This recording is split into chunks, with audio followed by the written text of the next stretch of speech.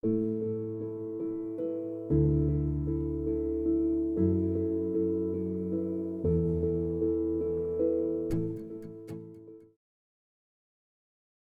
entonces vamos a comenzar con la reunión de trauma. El día de hoy vamos a hablar de coloides versus cristaloides en trauma y las metas de reanimación y qué es la reanimación hipotensiva. Está a cargo de los residentes de acá de Hospital Alma Mater. Entonces, como introducción, pues la infusión de líquidos intravasculares ha sido durante muchas décadas el tratamiento para la hemorragia traumática y en la finalidad, el principio de restaurar el volumen intravascular, manteniendo la perfusión de órganos y previniendo el colapso y la muerte del paciente. Los líquidos más usados en la práctica clínica son el lactato de Ringer y la solución salina. En los estudios que se han llevado a cabo buscando como el líquido ideal, los coloides versus los cristaloides no han demostrado una superioridad y son más costosos y no han sido adoptados por los sistemas de emergencia de los Estados Unidos. Entonces, para empezar, pues el cuerpo humano está compuesto, acá en un ejemplo, un hombre común de 70 kilos, el 60% va a ser agua, y de ese agua corporal total, de ese 60%,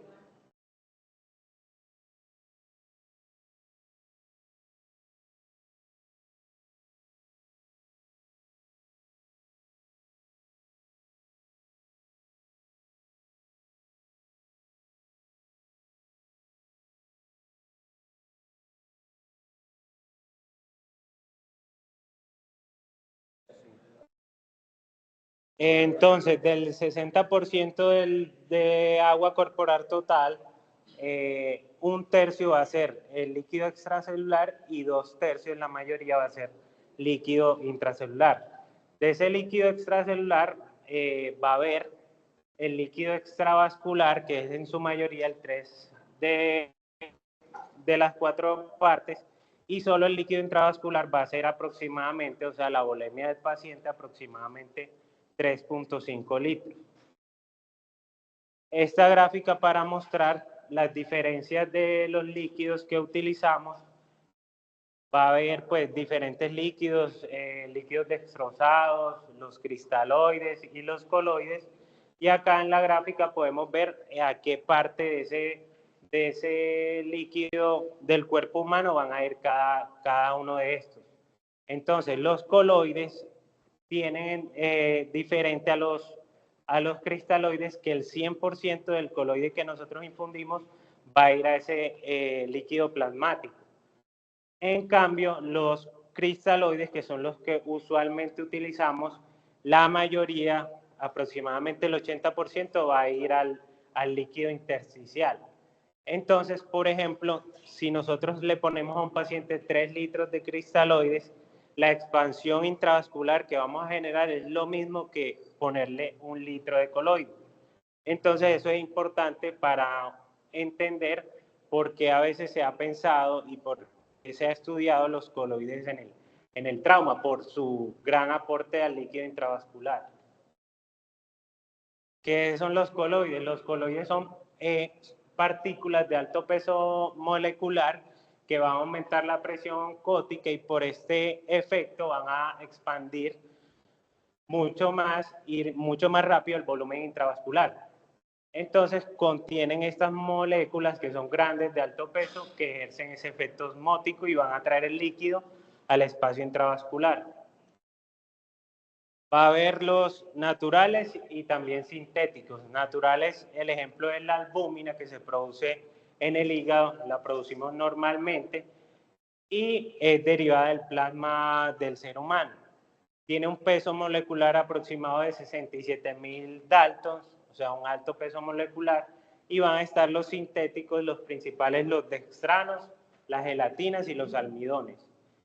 De los dextranos, esto es una mezcla de polímeros, por eso el nombre que tienen, de glucosa, y tienen un peso, dependiendo si es dextrano 40 o dextrano 70, de un peso de 40.000 o 70.000 daltons. Están las gelatinas, que son derivadas del cartílago bovino. Estas pesan aproximadamente 30.000 Daltons. Ese ejemplo es el del gelofuscin. Y están los hidroxietilalmidones.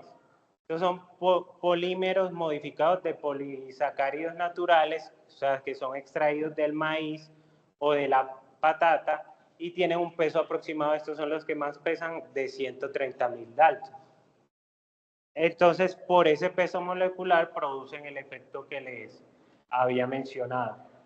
Y los cristaloides son solutos de bajo peso molecular disueltos en agua, y estos, la diferencia también es que pasan libremente a través del endotelio y del glicocálice, por lo cual tienen un alto índice de eliminación.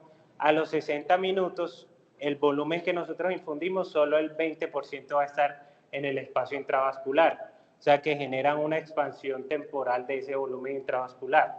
Otra de las variables que puede afectar esto es la integridad del glucocálice, que es lo que se ha estudiado en los últimos años en la sepsis y en el trauma, en la que usamos líquidos.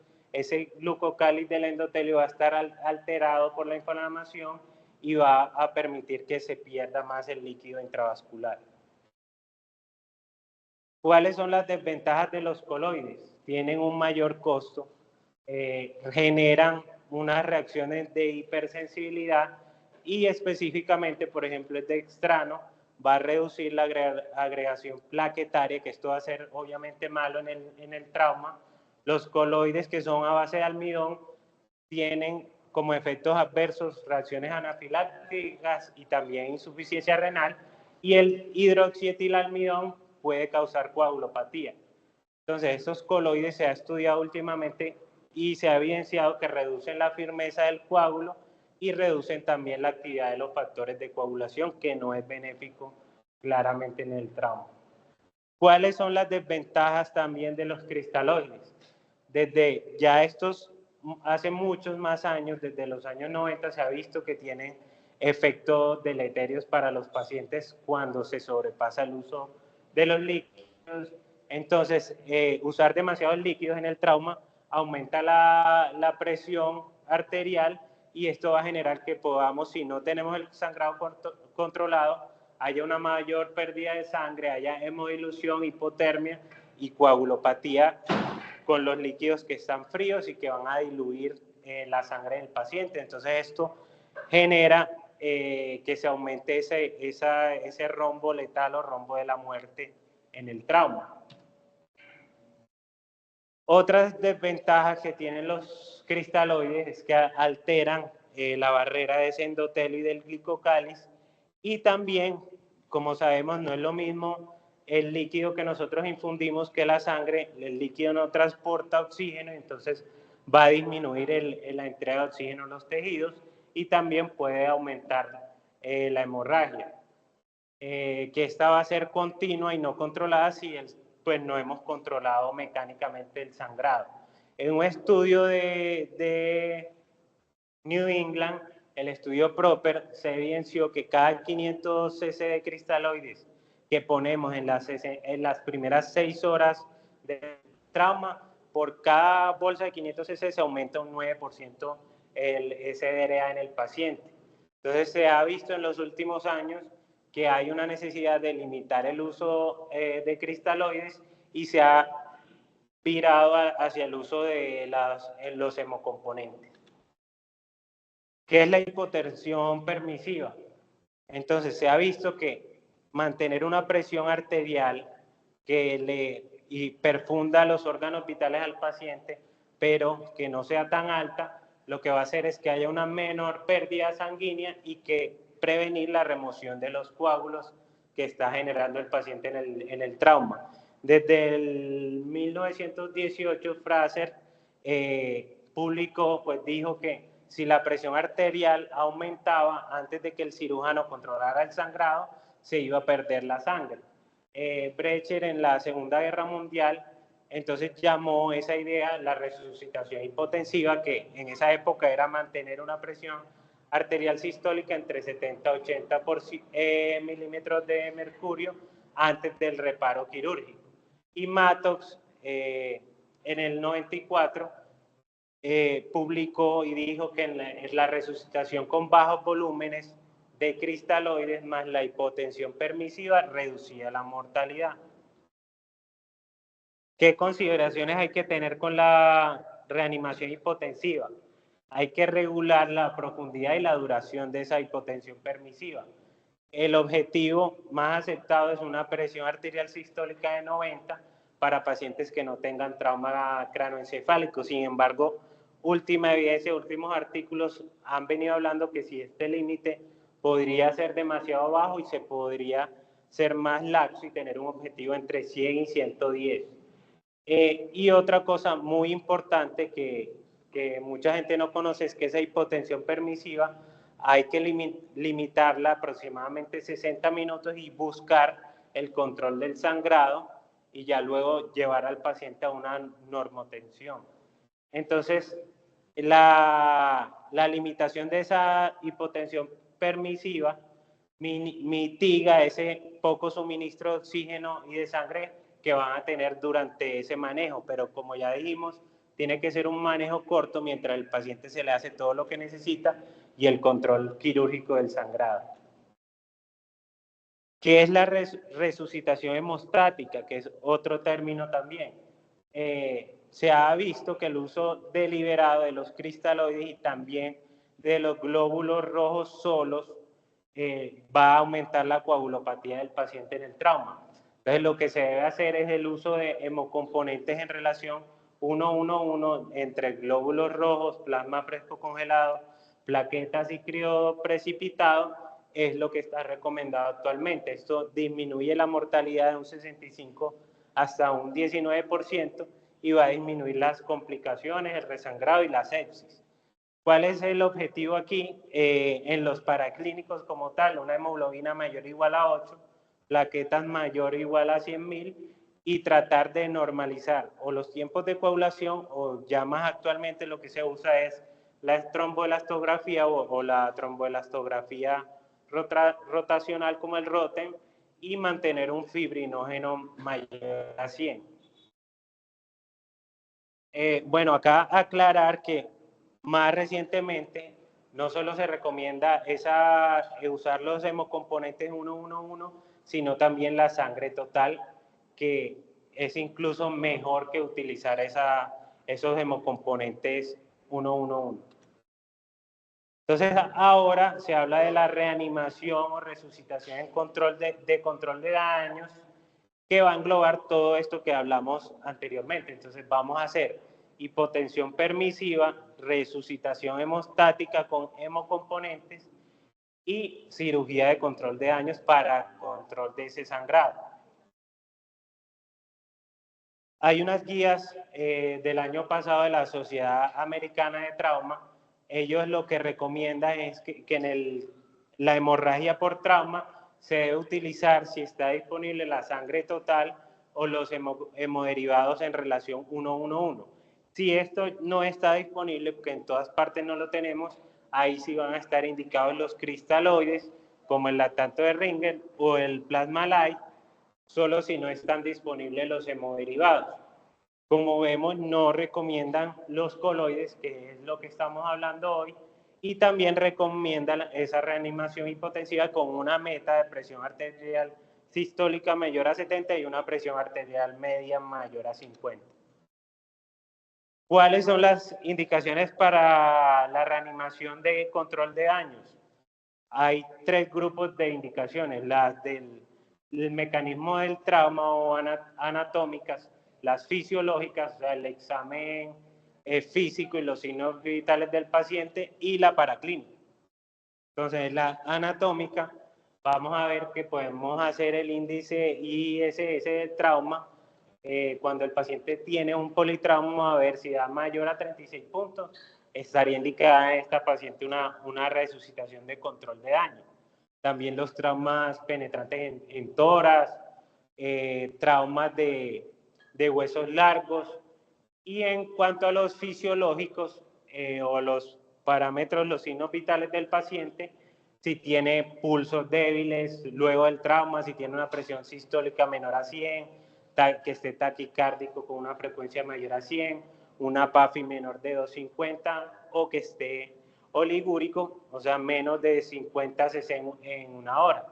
También tenemos parámetros de laboratorio como un lactato mayor a 2.5, plaquetas menor a 90.000, el fibrinógeno también un INR prolongado mayor a 1.5, hemoglobina menor a 11, un pH acidótico menor a 7.2.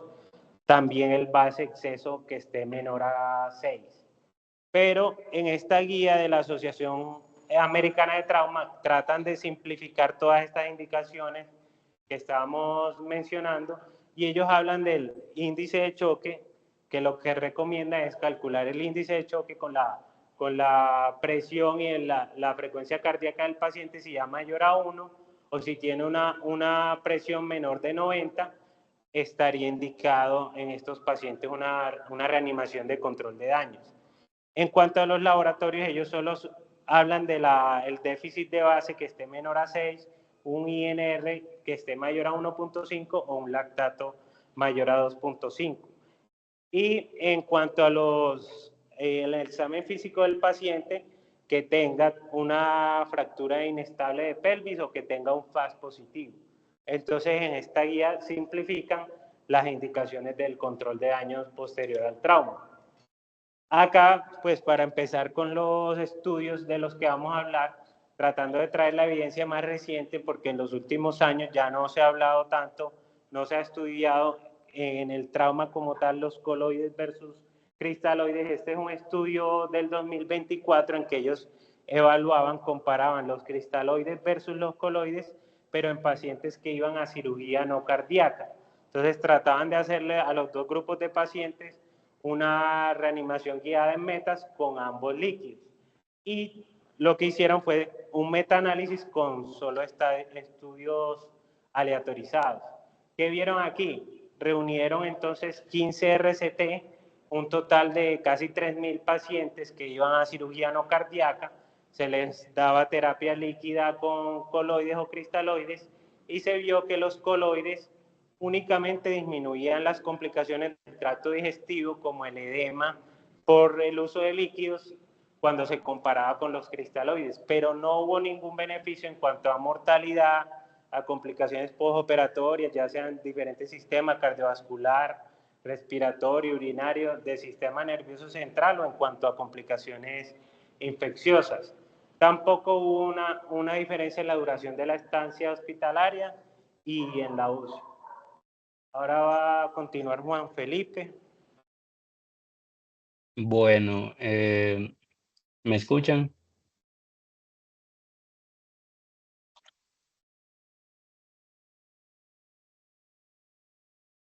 Sí, sí, Bueno, se escucha. entonces, listo. Em, Como bien dijo Iván, esta discusión de lo que es coloides versus cristaloides viene de hace tiempo. Este es uno de los primeros estudios grandes que se hicieron respecto al tema. Es un estudio que se hizo en Australia y Nueva Zelanda en 16 unidades de cuidado intensivo. De 2001 a 2003, su valor radica en la gran cantidad de pacientes que incluyeron el estudio, 6.997 pacientes, de los cuales asignaron 3.497 a un grupo de albúmina y 3.500 a solución salina. Dentro de todo este grupo de pacientes había pacientes de trauma, pacientes en sepsis. En los resultados,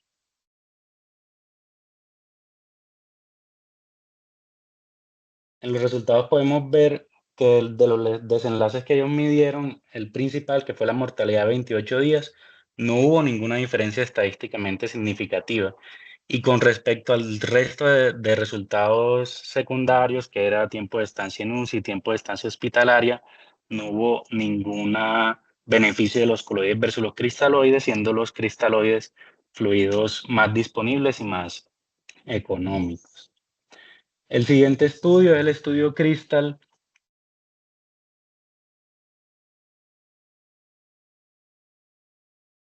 El estudio Crystal, que es un estudio multicéntrico, también de pacientes en cuidado crítico. Este fue un estudio donde se hizo un periodo de tiempo largo de 2003 a 2012, un total de 2.857 pacientes en 57 UCI de diferentes lugares de Occidente, donde al final tuvieron 1.414 pacientes en el grupo de coloides y usaron diferentes coloides, y 1.443 pacientes en el grupo de cristaloides. Su desenlace principal fue también mortalidad 28 días y los desenlaces secundarios mortalidad 90 días, días libres de terapia de reemplazo renal, ventilación mecánica y soporte vasopresor.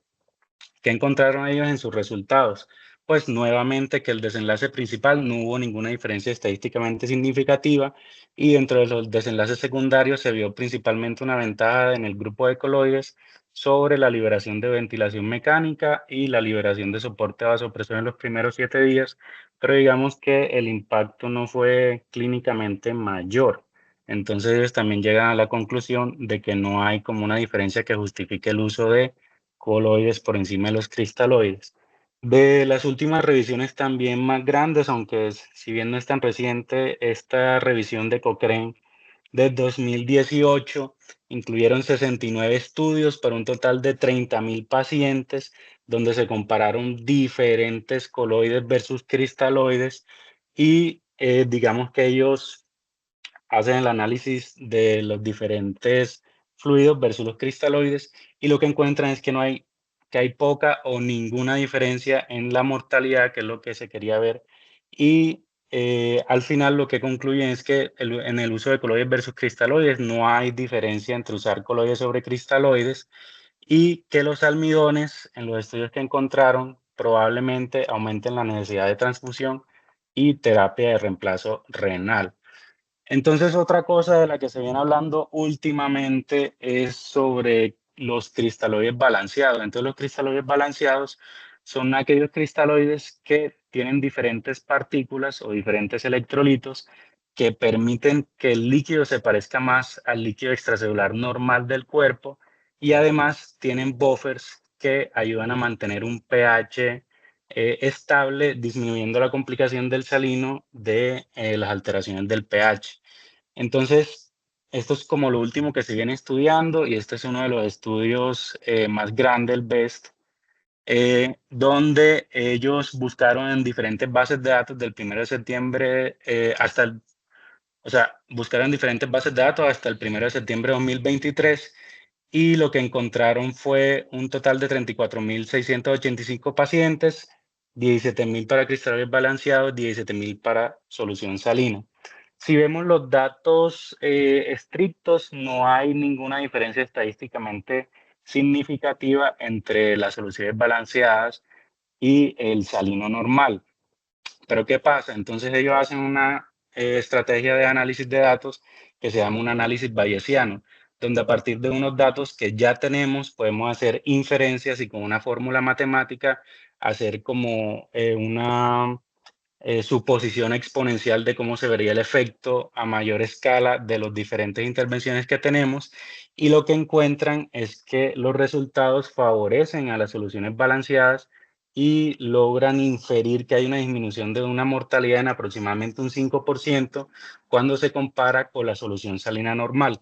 Entonces, si bien como desde la estadística netamente frecuencial no hay evidencia para valorar las soluciones balanceadas por encima de del salino, digamos que sí se puede inferir que pueden llegar a ser más beneficiosos.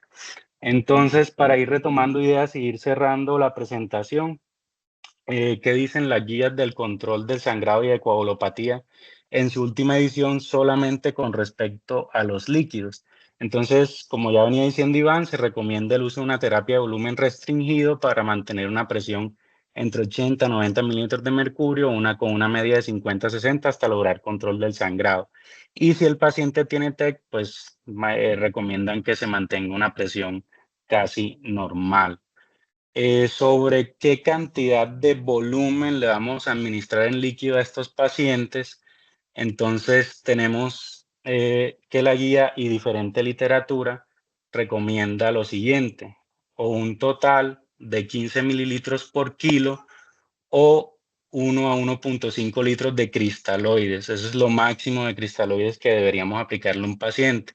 No lo vamos a administrar todo ese bolo de líquidos en una sola administración, sino que vamos a ir dando alícuotas de 200 a 250 mililitros y viendo cómo va respondiendo el paciente. Entonces, según estos pueden ser pacientes respondedores, que son los que responden a la fluidoterapia y se estabilizan sin signos de hipoperfusión.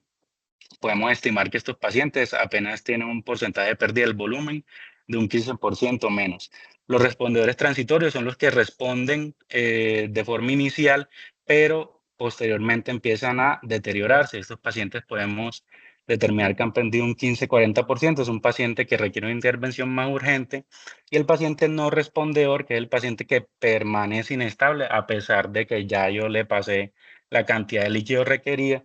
Y en estos pacientes puedo estimar que han perdido más del 40% del volumen y son aquellos pacientes que requieren hemoderivados casi que inmediato y pasar a quirófano de forma emergente para el control del sangrado. También las guías hablan de si es necesario el uso de vasopresores o si está avalado el uso de vasopresores en la reanimación de trauma. Y lo que ellos dicen es que si con la terapia restringida de volumen no es suficiente para alcanzar las metas de presión arterial y yo no tengo a la mano ningún hemoderivado, se recomienda que se use la adrenalina de forma temprana en conjunto con los fluidos. Y en caso tal, yo encuentre que el paciente tiene signos de disfunción miocárdica o de un paciente con antecedente de una miocardiopatía, puedo iniciar dobutamina. Entonces, ¿qué solución voy a elegir? Pues ya sabemos que son cristaloides. Eh, digamos que el fluido ideal es el conjunto de las siguientes características: que tenga un efecto predecible y sostenido sobre el volumen intravascular, que se metabolice y excrete completamente sin acumulación en los tejidos, que produzca la mínima o nula alteraciones metabólicas o hidroelectrolíticas, que no tenga efectos sistémicos y que sea costo efectivo. ¿Qué recomiendan las guías entonces? Solución salina normal o cristaloides balanceados, lo que tengamos disponibles. En nuestro medio el cristaloide balanceado que tenemos a la mano es el lactato de Ringer. Evitar soluciones relativamente hipotónicas en pacientes con TEC grave y el uso restringido de coloides por efectos adversos que pueden tener sobre la hemostasia. Como gran conclusión, el verdadero fluido de elección en trauma siempre va a ser la sangre o los hemoderivados y debemos abogar por las transfusiones rápidas, pero si no los tenemos, ya sabemos que los cristaloides serían nuestro fluido de elección. A manera de conclusión, entonces, teóricamente los coloides, si bien permiten mayor y más prolongada expansión del volumen intravascular, no han demostrado ninguna superioridad en las prácticas clínicas versus los cristaloides. En el choque hipovolémico, siempre el mejor líquido va a ser la sangre. En líquidos menos es más, hay que ser restringidos con la cantidad de líquido que se le administra a nuestros pacientes, las grandes cantidades se asocian a efectos adversos y siempre tener en cuenta los principios de hipotensión permisiva, que lo más importante es el control rápido de la hemorragia. Esto se logra en quirófano o con diferentes intervenciones, y que la reposición sanguínea siempre va a mejorar los resultados. Muchas gracias.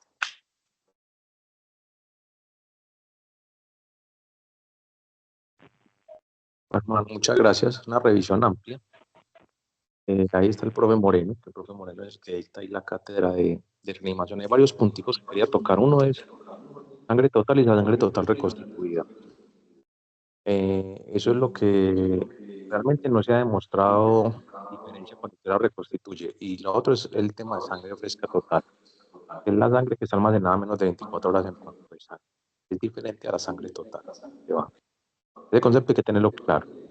Y el otro concepto es el término de hipotensión permisiva. El término de hipotensión permisiva se usa, no hay un tiempo que vamos a decir que vamos a limitar a 60 minutos de hipotensión permisiva, debido a que esta técnica se usa hasta que usted logre controlar el sangrado.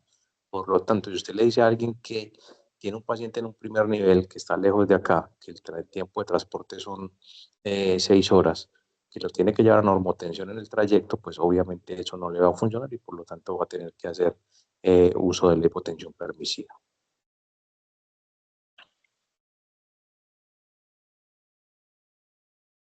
No sé si el profe Moreno tiene algo por decir, por los que se han conectado. Sí, buenas tardes. Profe, Varios puntos con respecto a este tema. Primero, los grandes estudios de cristaloides y coloides fueron a finales de los 90, a comienzos de la década del 2000, 2010, donde se pudo esclarecer que los coloides, que acá, por ejemplo, utilizábamos mucho gelofundín, no tenían tanto efecto como los cristaloides. Entonces creo que esa discusión de cristaloides creo que ya la hemos superado, y tanto así que el hospital, el Hemacel y Gelofundín lo dejó de comprar hace muchos años, gracias a la evidencia que se tiene con respecto a esta discusión. Dos, los cristaloides balanceados creo que es lo que hay que tener presente para estos tipos de pacientes.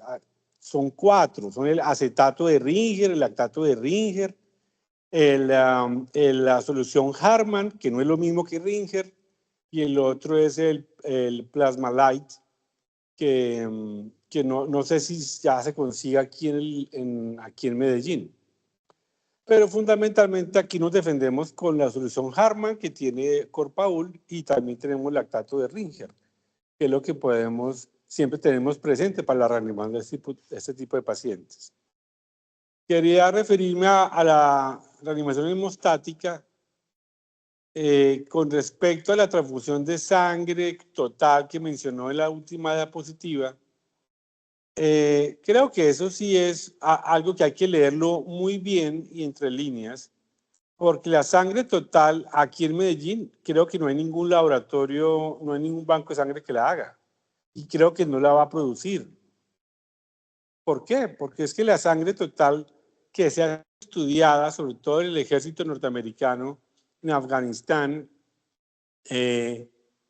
demostró que es la sangre que recientemente se recolecta, usualmente menos de 48 horas, porque la sangre total, como ustedes saben, los que han hecho el curso de medicina transfusional, a lo largo del almacenamiento se pierden todos los factores de coagulación. Entonces, poner sangre total de banco, que ya creo que hay muy poca, creo que ya no lo hay, es someter al paciente a otro trastorno de coagulación. Entonces, cuando leamos los artículos, hay que ponerlo en contexto colombiano. Tener una sangre total para ser transfundido en paciente de trauma sería supremamente costoso, porque entonces la tenemos 48 horas y ya inmediatamente ya se pierde, entonces se perdió esa sangre y se desperdició.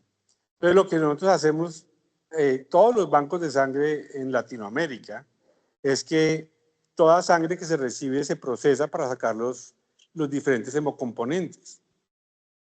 Lo que pasa es que el ejército norteamericano, ustedes saben, los soldados, cada uno tiene están hemoclasificados previamente, y ellos también saben a quién le pueden transfundir, a qué soldado compañero le puede transfundir. Entonces ya tienen pruebas, tienen absolutamente todo, tienen el herido, inmediatamente donen la sangre y esa misma sangre se la ponen al muchacho herido. Entonces así funciona, y por eso los grandes estudios y algunos centros de trauma en Estados Unidos que tienen dinero pueden tener sangre de banco, sangre total, de recolectada en menos de 48 horas, se dan el lujo de utilizarla. Pero aquí en Colombia no. Yo creo que eso es todavía una utopía, pensar que aquí tenemos sangre total de banco fresca en menos de 48 horas. Eso no. Entonces creo que la relación de transfusión de 1 a 1 creo que lo que es mandatorio.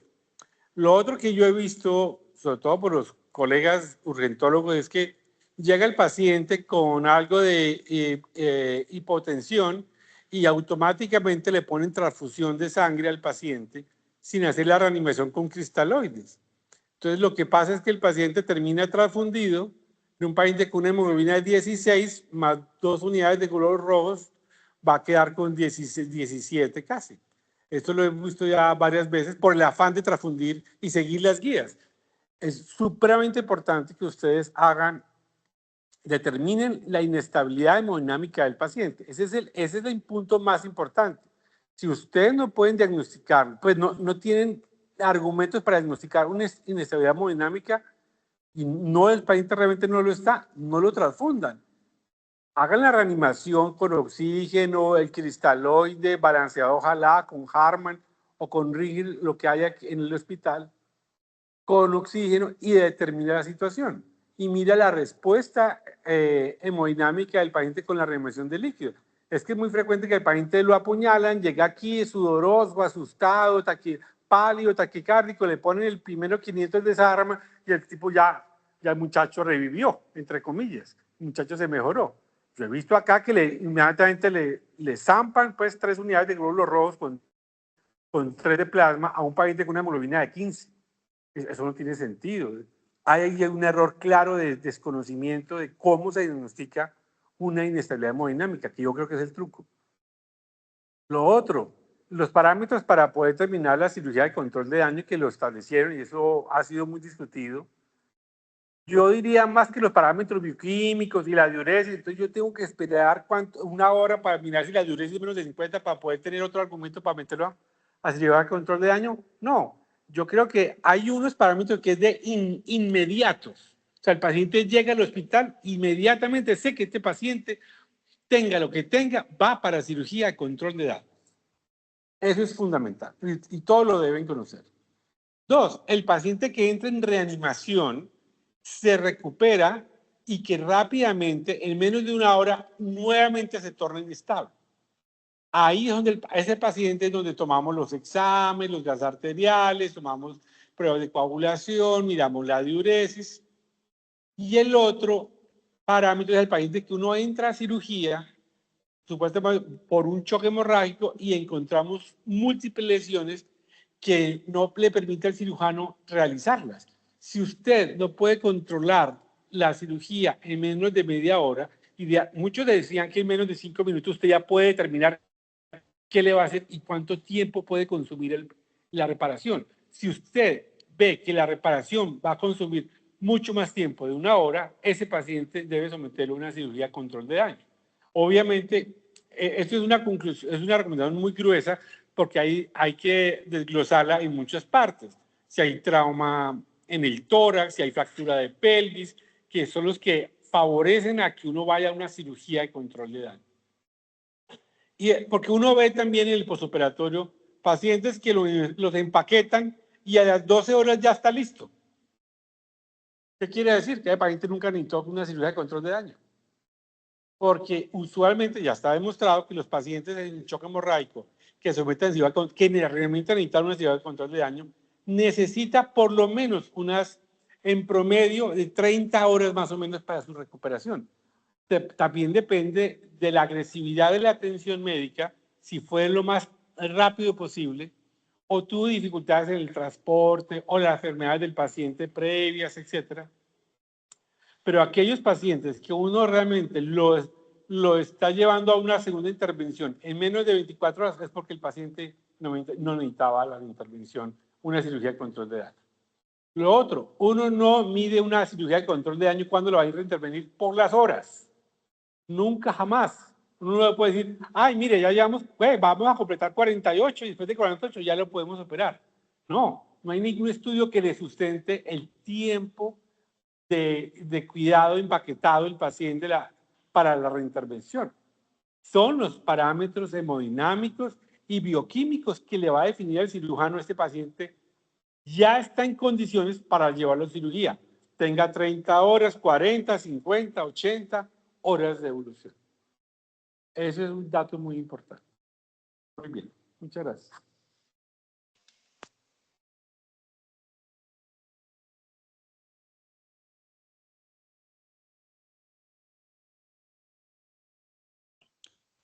Bueno, muchas gracias a todos.